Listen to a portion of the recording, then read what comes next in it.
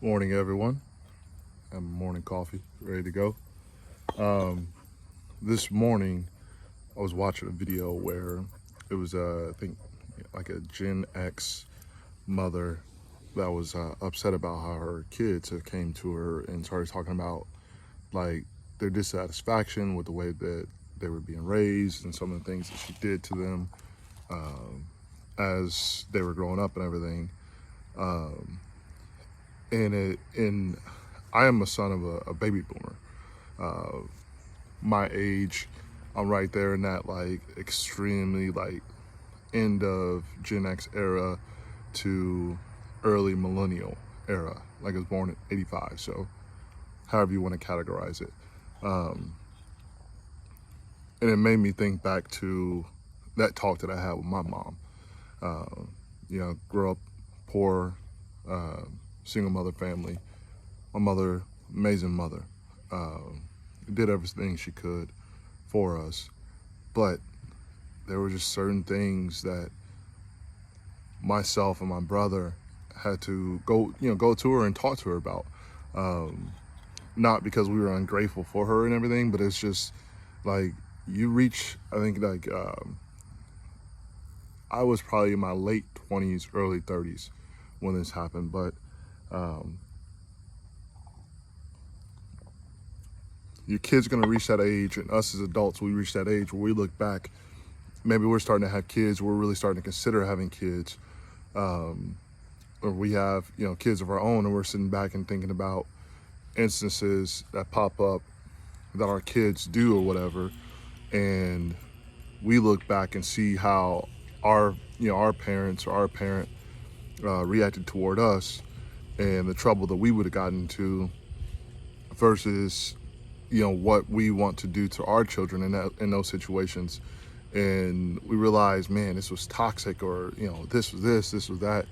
And then we also look and we think about like different moves we make in life and growing up as an adults and comes to trying to be successful adults and everything. And we look back and we start to question our parents' actions.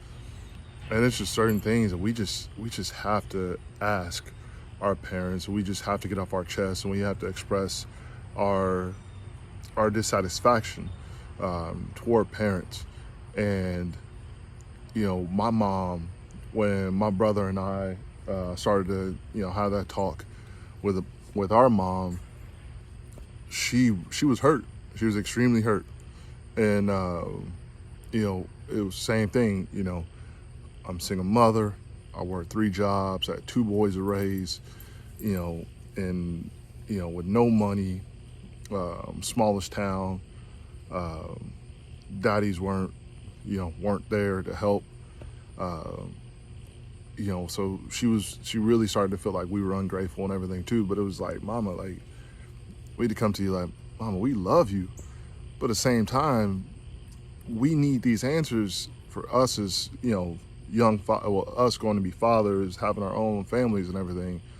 You know, you pull back off of, you go back and you take examples from how you were raised, and you use that as a way to to build your family and move forward within your family and make those decisions too. But then you come back and you have that, you start to look at the past actions and you start to see how they will apply to your life at that point, and you start to get like, man, that was fucked up. My mom should have did this, or my dad should have did this, or whatever. You know, um, so it's just something that is gonna happen. It's something that I feel like is gonna happen with I know is gonna happen with myself, my son, when he gets to late 20s, early 30s, whatever. When he starts to have family and stuff, and it's just something like it's gonna hurt, but you gotta take it on the chin. That's how I'm looking at it. Like, you gotta take it on the chin. It's not that the kids are being ungrateful, and it's not that my brother and I were being ungrateful.